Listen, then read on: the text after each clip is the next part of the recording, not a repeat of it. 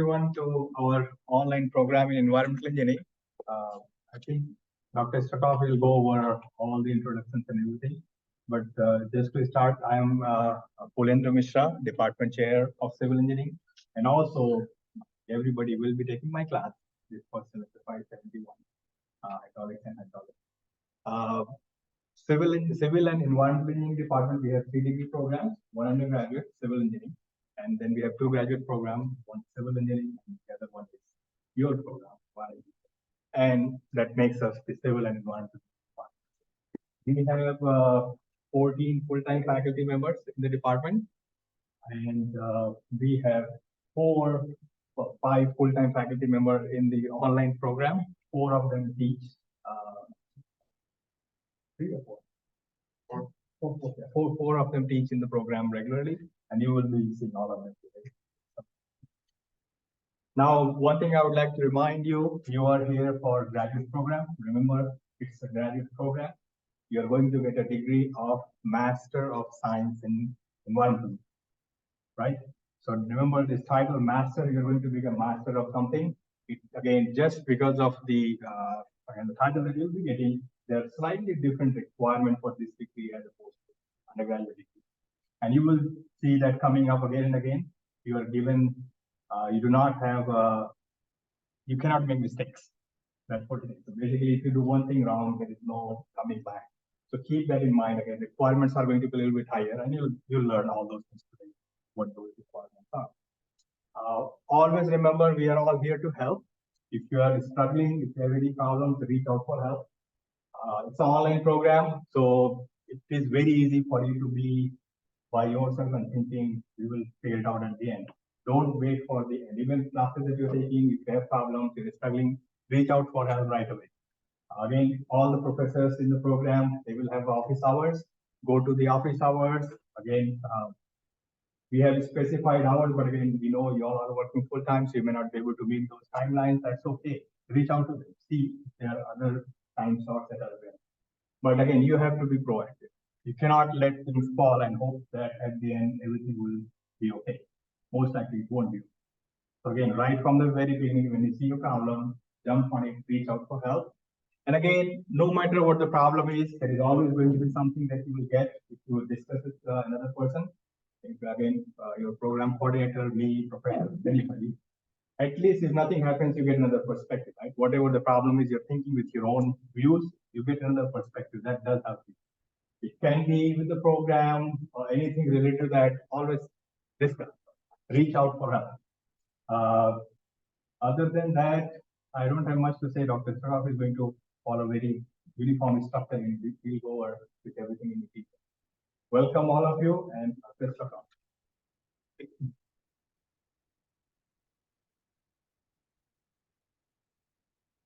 Meeting is being recorded.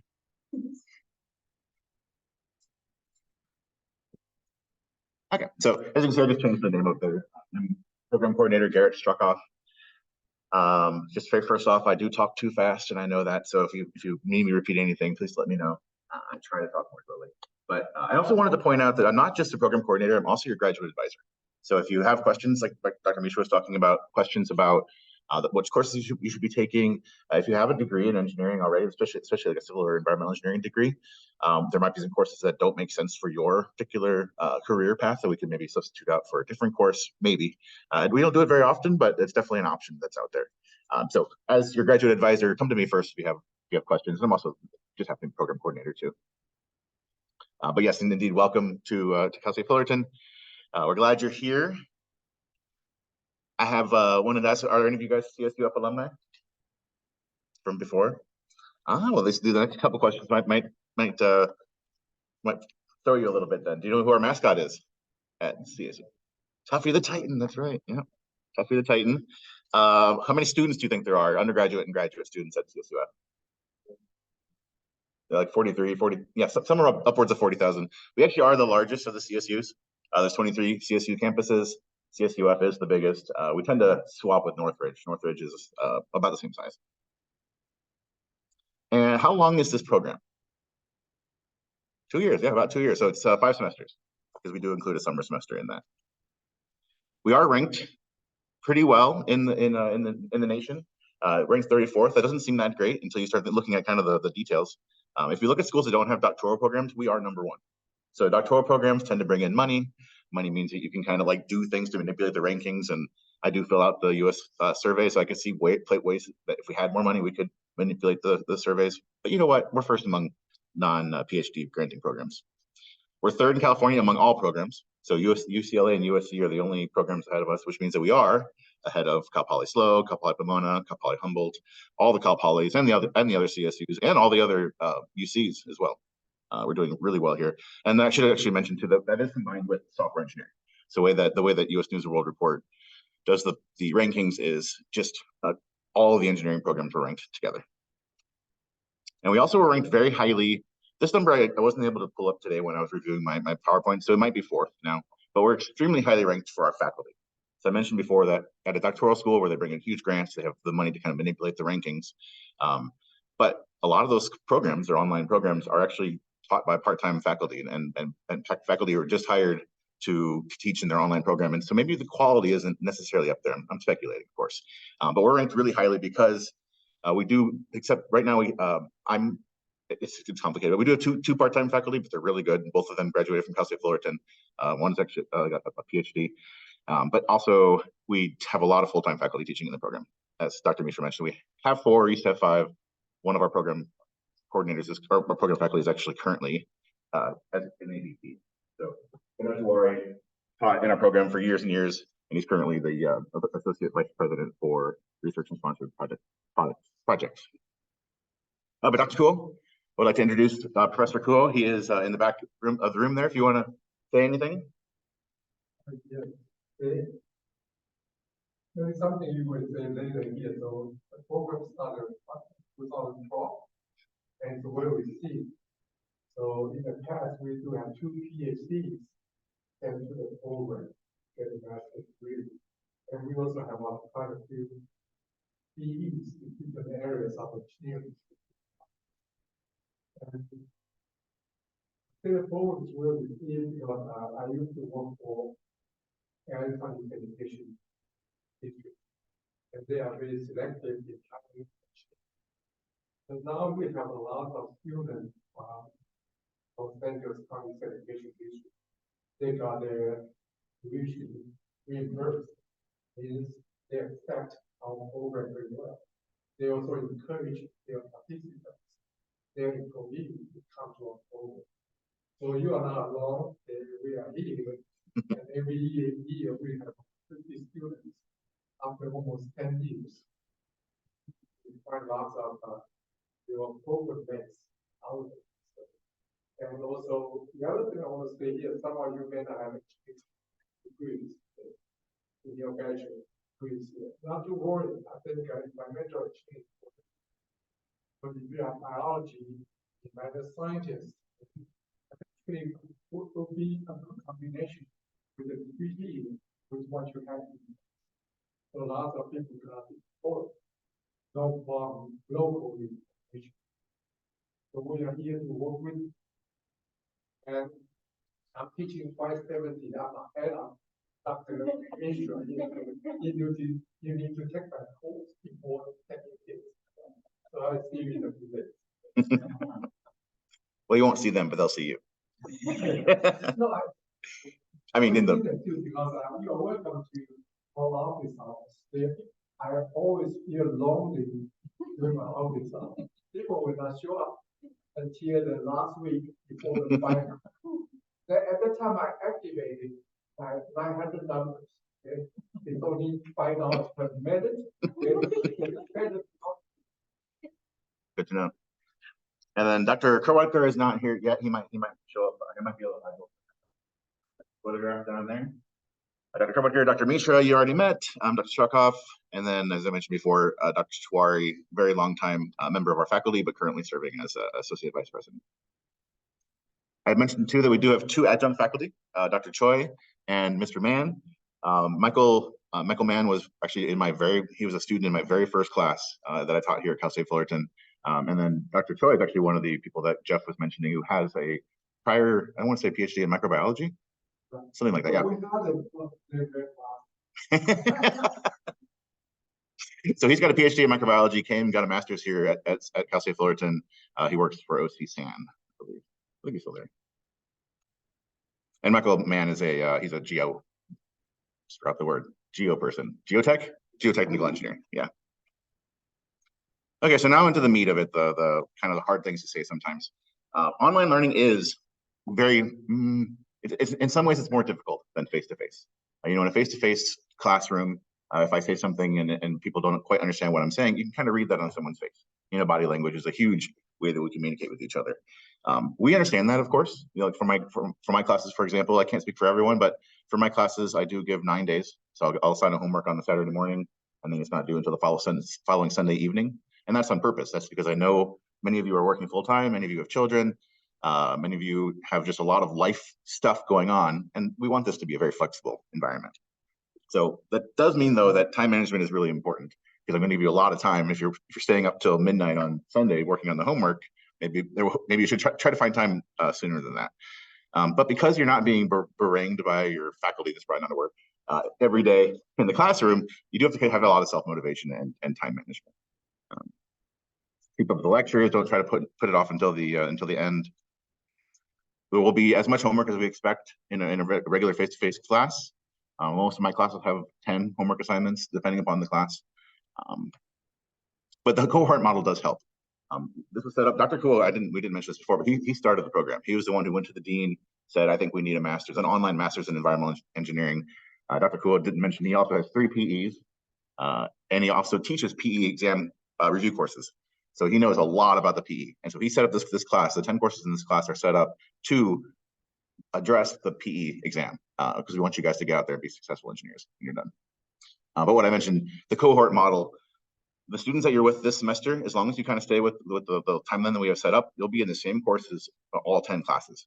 And so if you take the time to set up a study group, maybe meet at a coffee shop or something and work on the homework together, that's going to be a study group that'll follow with you the entire time.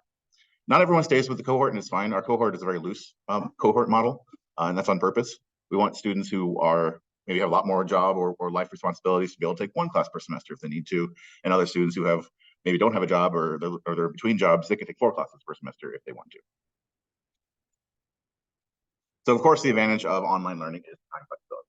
You don't have to be sitting in a seat from 4 to 7 p.m. every 2 times a week trying to get your graduate degree. You can be sitting in a seat at your house. I've had students who told me that they somehow download the audio for my lectures.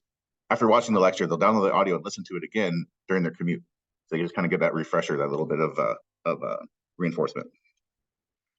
The last question, of course, is why don't we just make it easy? I mean, we're faculty. We can make it easy if we wanted to, but we don't, because we have an obligation to. You may not recognize that. That's the Order of the Engineer ring. The Order of I don't have mine on, but the Order of the Engineer is a organization. It's a very loose organization, but the cusp of it is that engineers have an obligation to the public, especially civil and environmental engineers, because if we mess up, people die. The bridge that collapsed in Minnesota. This has been a couple of decades ago, but it was a horrible loss of life, and it was all over an engineering mistake. There was a big dam in Idaho that failed. Again, an engineering mistake. That one actually it filled up and immediately failed, but it killed didn't kill a whole lot of people, but it killed tens of thousands of cattle when that one failed. And then this was also a while ago. I think it was 1993. There was a huge cryptosporidium outbreak in Milwaukee, Wisconsin. Cryptosporidium is something you guys will learn is a very environmental engineering related sort of disaster, and it killed a lot of people. A couple hundred, I think 400 people died in that one, and a lot of people got sick. And I comment on this sometimes. It's kind of gross to think about, but having diarrhea till you die has got to be a bad way to go. That, there's just got to be other ways that are better than that. So who do you go to for help? Because it is a hard, it's a difficult program, and we make it that way on purpose. First and foremost, Amanda is amazing. She will help you out. She's our ASC, Administrative Support Coordinator. You can reach her at her extension there. Jennifer is also an amazing person. She's not here right now, but if Amanda's not available, Jennifer is always happy to help as well. I'm there. Dr. Mishra is our department chair. So we're kind of the core of the department in terms of who you would go to if you need help with something. Probably sometimes come to me before you go to Amanda if you have a question about your advising, come to me first. But she's great about things like, and she'll be the one you work with if you're taking exams off campus too. Okay. Yeah, there is also a help desk. Don't have that in the slides, but you're right. That's something we should definitely talk about. They're available 24/7. So if something's not working on your Canvas, the learning system that we use, if it's not working, you can call, I think it's 7777 is the extension, and they'll get you guys hooked up. Also, the Canvas help that can be better than ours. Oh, really? Is it 24/7 too?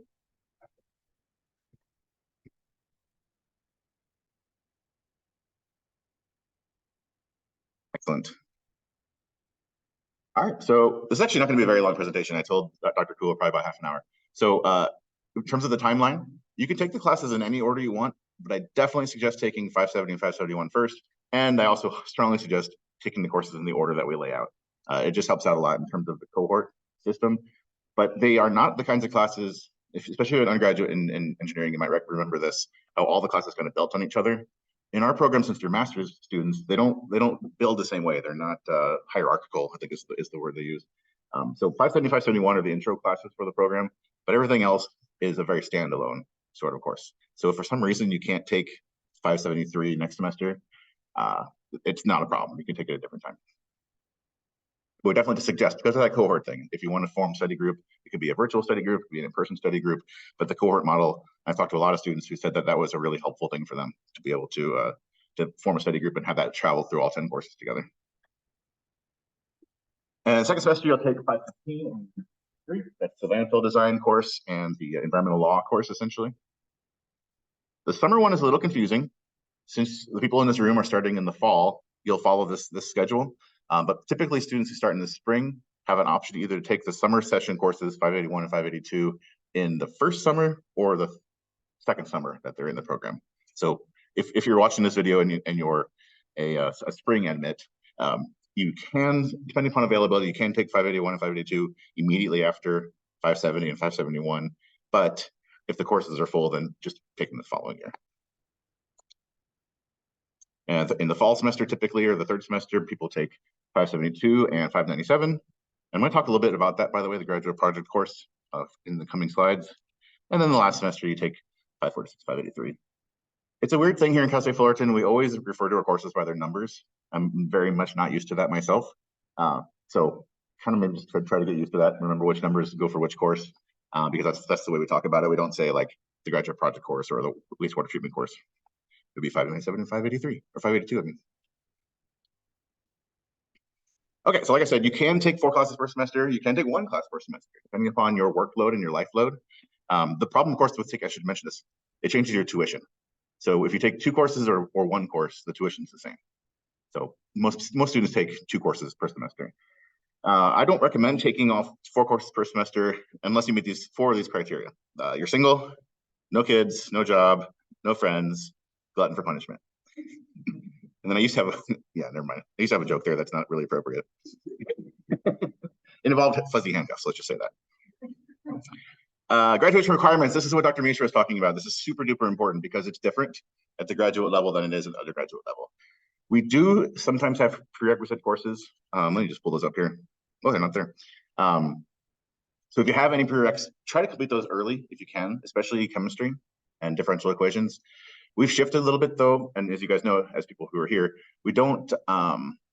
We used to let students in who had none of the prerequisites, and we don't do that anymore. We found that it was too much trying to balance your work-life balance and also 2 graduate courses and also chemistry or calculus. So as program coordinator, when I review applications, these days I will only accept an application for someone who has made only 1 prerequisite, maybe 2.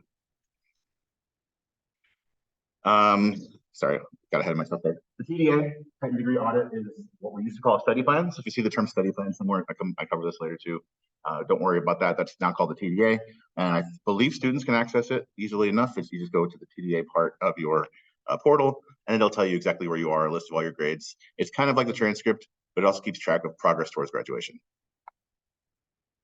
Continuous enrollment is very important. If you forget to enroll in classes, you will be dropped by the university. But there are ways to get around that. For example, we have a lot of people who have a change in their number of dependents, for example. They'll take a leave of absence for a semester or 2, and that's totally fine. Just And they don't even email me about it. They just email the Office of Grad Studies to get a leave of absence for a semester. It's not a big deal. If you finish all of your courses and you still have prerequisites hanging over your head, you may have to take Grad 700. This is going to be in 2 years for you guys. So if I forget this by then, but that's just a placeholder course, keep you enrolled, and it's much cheaper. It's not the full tuition of a regular course. This is really important. If you want to graduate, you have to have a GPA of 3.0. That's a B. So if you have a 2.99, the Office of Grad Studies, and I don't agree with this because it's usually just rounding error, the Office of Grad Studies will say that you do not meet the criteria to graduate. So try really hard to keep your GPA up. If you end up getting a B- in the course, you got to remember that B- is below a 3.0. It's a 2.7. So you got to get a B+ in the next course to balance this out. I don't like to dwell on it too much, but we have had a number of students who didn't succeed, didn't graduate because of their GPA. And I cover that too later on. If something changes in your life, you get a promotion at work, you have another child, something other dramatic is going on in your life, please let me know. Sometimes it would absolutely make sense to withdraw from a course if that's what's happening in your life in order to protect your GPA, because it's grad school and you can't. There's no grade forgiveness. That's my next point. At the undergraduate level, if you retake a course, they just erase the previous one. That F is gone from your record. Now you got an A. That doesn't happen at the graduate level. So if you got an F in a course, heaven forbid, and then you got an A in a course, your average would be a C, basically. So very, very important to protect your GPA.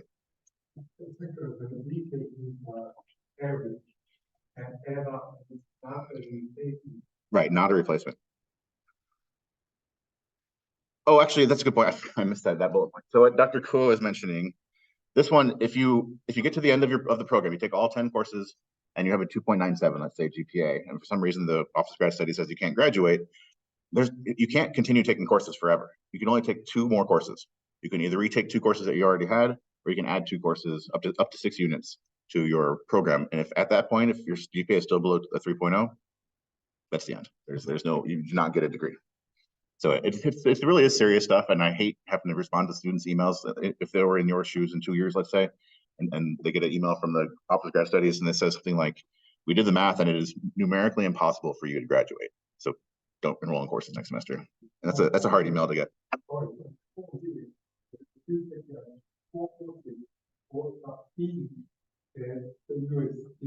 Right. Right. The new course will be the average of the 2 courses. Right. Yeah, there is no grade forgiveness. Yeah, and so this is what I was talking about. If you encounter something going on in your life that changes things, absolutely, I would maybe recommend going back to 1 course instead of 2 for a semester, just to kind of get your feedback under you, and don't let that GPA go down because that's permanent.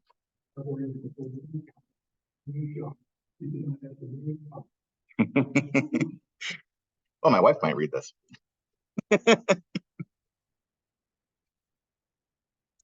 Yeah, different spot. No. I should have changed the title of this. We now have what's called the Titan Degree Audit. 2 years ago, it was called a study plan. It was a paper thing that you had to sign. It was real bothersome thing to have. Now everything's through the Titan Degree Audit. You can access it yourself. If you're trying to find yourself, this is just a little tip. If you're trying to find yourself on the TDA Titan Degree Audit and it's not showing up, you have to change the career to post-baccalaureate. So that's just a little thing to think about. But yeah, essentially it's an agreement between me and you, almost like a contract saying, if you take these 10 courses and you get a GPA over 3.0, you will graduate, assuming you have your prerequisites done too. Oh, another really important thing too, you have to have a C or better in all of those courses. So if you get a C-, a C- is actually a failing grade in grad school. Are there any questions so far? Any questions on the Zooms?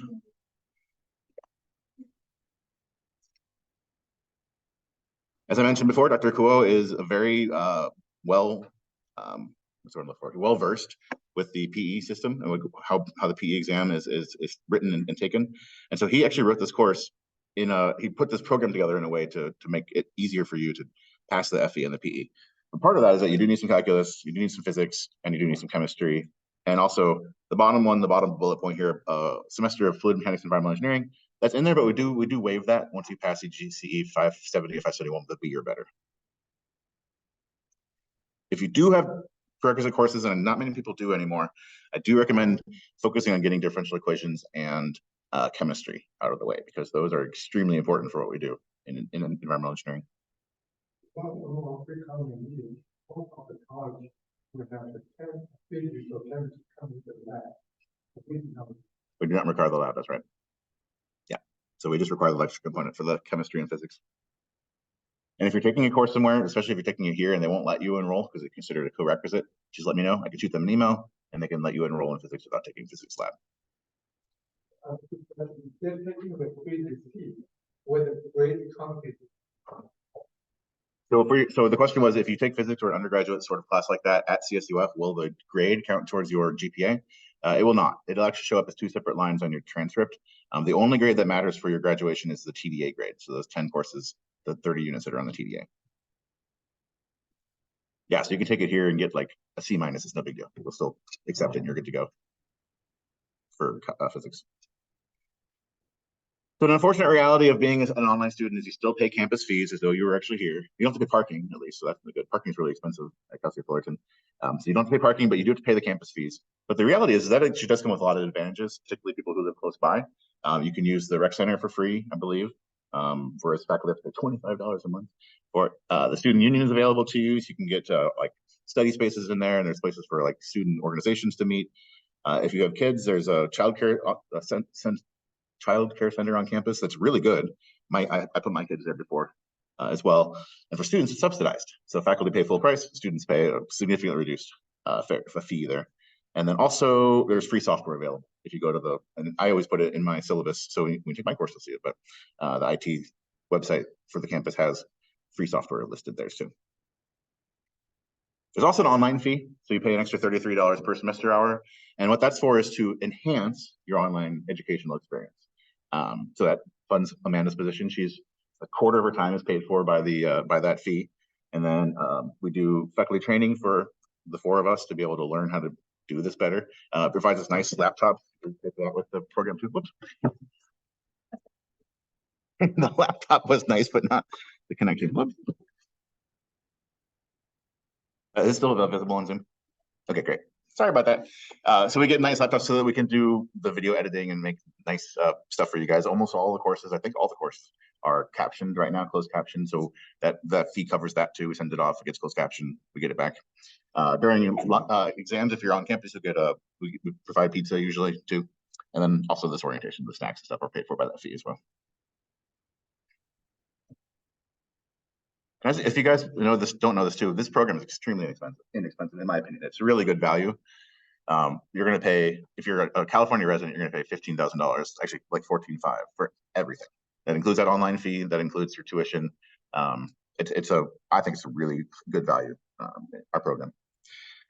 There are requirements for the exams. We do require students to take exams in person at either a proctored location, or we do offer a testing center here too.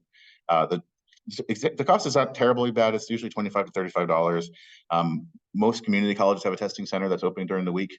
So if you just take off some time from work and go in there and take your exams, it's only twice a semester. So because we do require the in-person exams, we only usually have 1 midterm and 1 final exam. Like I said, we do offer one on campus as well. So the Saturday and Sunday, that's kind of the main event for the exam. We'll have a testing center here. The staff and faculty are here as well. Usually some pizza between the 2 exams too. Yeah, sure.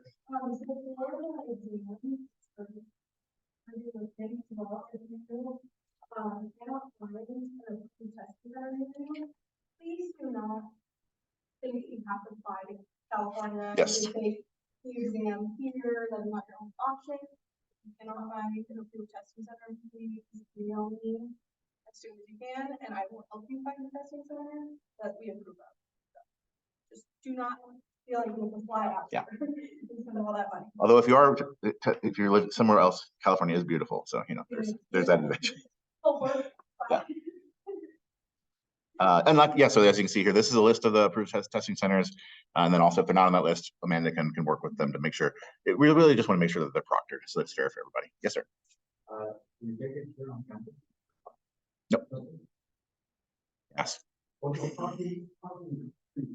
Yes. Yeah, parking's free on the weekends, anywhere on campus.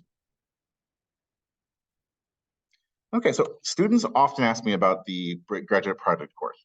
And I've taught it, I think, almost every year since I started here. So the graduate project course is maybe not what you're expecting in terms of it's not usually a hands-on assignment. It's not usually a hands-on class. Instead, it's a course that I structured to teach you how to do research. Okay, so you write a 5,000 word report that's 20 pages double spaced. Locate, read, and cite something like 20 to 50 articles, and boil all that down into a paper that, like I said, the 5,000 word paper, and also a 15-minute oral defense. And as of the past few years, it's a video defense. So it's 7 lectures. That's every other week. We have a lecture, and we do have 5 assignments as well. So assignments in the course are generally designed to lead into the final report. So for example, one of the assignments is just send me your list of sources, your bibliography, I should say. So I want you to send me your bibliography as cited as you intend to, formatted as you intend to have in your paper, and then I grade based on whether or not I think your bibliography is appropriately formatted. So that's one of the assignments in that class. And then you can see here are the topics. So plagiarism is a huge deal. I find that my students have no idea what plagiarism is, and they do it constantly.